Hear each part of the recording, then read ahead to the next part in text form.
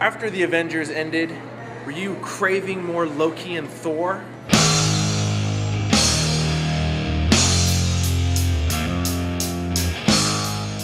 Here we are tonight at Brendan Theaters watching Thor, The Dark World. Continuation of Phase 2 with Marvel's big budget plans. This movie was f***ing awesome. Better than the first one. People complain about the first one. Well, you know what? Go watch this one because this will bitch slap that right out of you because it was amazing. Everything about this movie was like 10 steps up better than the first one. New villain, Malekith, the leader of the Dark Elves. Crazy ass villain. Everything about him, you watch it and you're like, even like his like minion Dark Elves, you're like, those things are crazy, they're scary. Plot of the movie, it's a comic book movie. Some will figure it out, some will not. Lots of twists, lots of turns. You're gonna love all the characters. I didn't find myself not liking any of the characters. I liked them all. Sometimes it gets a problem because then you start like rooting and you're like, no, Sound-wise, sound was good. When stuff would crash, things would hit. I mean, it was shaking the theater, so you're like, okay, God of Thunder, bring it. There's a cameo in this. You should go see it. It's worth it. 2 end credit scenes. So for all you guys that like to get up as soon as the movie's not even over, sit down. Lots of good stuff in the credits, halfway at the end. You don't want to miss that. This movie gets a solid 10 out of 10. No, not because it's a comic book movie, it's because I really liked it. It was really good. I was fully engrossed, never once broke immersion of what I was watching. The story flowed. Great movie. And here's what my guests had to say. So, new villain on the Marvel screen, Malekith. How do you feel about that? I liked him. I think he was really dark. I like the actor. I'm a fan of the actor, Eccleston, but that probably weighs on me a bit. But I think he was a lot darker than most comic book villains, which I really enjoyed. I think he fit the movie, and being very dark and sinister. He's played by the Ninth Doctor from Doctor Who, and ironically wearing a Doctor Who shirt. He's representing. That was a really good villain. It was a good villain to show a good power struggle with the God of Thunder. I enjoyed him. He was a lot darker than a lot of the other villains, and it was more out of this world. And I enjoy out of this world villains from Marvel. Marvel is over the top a little bit. Nah, it's okay. It wasn't cliche-ish, but I bought it. So then with the CG and sound for Dark World, how do you feel considering they immerse you into much, much more bigger than the first one, also as it being for this one? I could definitely see that this was a bigger budget film than the first Thor, and I think the CG and the sound and everything showed it. There were some vistas that just blow your mind. It's gorgeous. The special effects in this movie were doing a very good job not to break immersion. I was very impressed.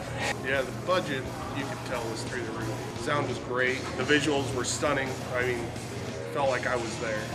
Me and Brian figured it out. Disney just throws money at and so when you have Disney and they're supporting a project, it's just like the Avengers. The Avengers was Disney funded, and so when you have them backing you, you're gonna make something fantastic, and that's what they did. They made something very fantastic.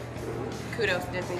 They had a lot bigger budget for this one. You can clearly tell that. And I like with the visuals, as far as Asgard is concerned, I can tell they toned down the saturation on the colors a bit, made it less bright, made it darker, which fit the theme of the movie real well, and that's what I appreciated about that one. Compared to the first movie, because some people won't admit it, they didn't like the first one, but compared these two movies together, which one do you think is the better one? I actually enjoyed this movie more than the first one, but it's really close. Both movies are fantastic. I really enjoyed them both, and I think the casting is what makes these movies. And the same people, in the main parts at least, were there. So it's really hard to weigh them for me, but I would lean towards the second one, probably because I have more background of the character and I've seen more of them and I'm more engrossed in those two before looking together.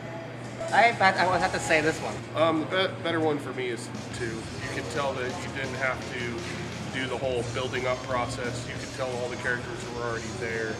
It was way funnier than the first one, a lot funnier than I thought it was going to be in general. Real good comedy show throughout the whole movie. Dark World had a lot more comedy, a lot more humor. It was laugh out loud funny, and it was just everything about it was bigger and better.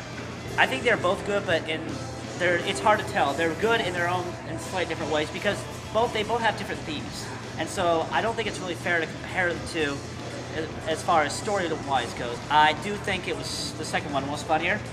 Some might think that it was a little too funny, a little too much humor in there. I know there are some critics out there who think there was too much humor and it distracted people, but I think it made it more enjoyable and it balanced a lot of the dark things that do, because bad things do happen to some characters in this, unfortunately. But the right balance of comic relief and darkness and dark world. Bonus question. Cameo, yeah? Oh god, you guys need to see this movie just for the cameo. That's all we're gonna say. Yeah, no, I mean... I think that's the answer right there. That right there. I don't really say anything. Funniest part of the whole movie. Holy crap. Just did not expect it. You don't see it coming. It's the funniest part of the movie for sure. You just have this big cluster of combinations of the best things in these movies, and it just all culminated into this great big explosion of fantastic. So, The best one since X-Men First Class. And no, it's not an X-Men character that makes a cameo, just so you know, but I'm just comparing how good the cameo was. I did not see it coming, and it was freaking awesome. In fact, I need to make a list of the top 10 best cameos ever, and publish that list in our next review. We do a Marvel film. On a scale of 1 to 10, my man. I give it a 9. I only give it a 9 instead of a 10 because I think it had some pacing issues at point. There were a couple of points where I was a little lost in it, but other than that, fantastic movie. Well worth the ticket. I'd have to give it a 9.5. I'd have to give it a high 9.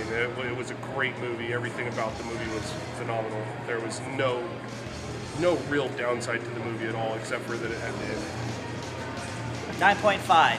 I give it a 10. Marvel movies always get 10s though, don't they?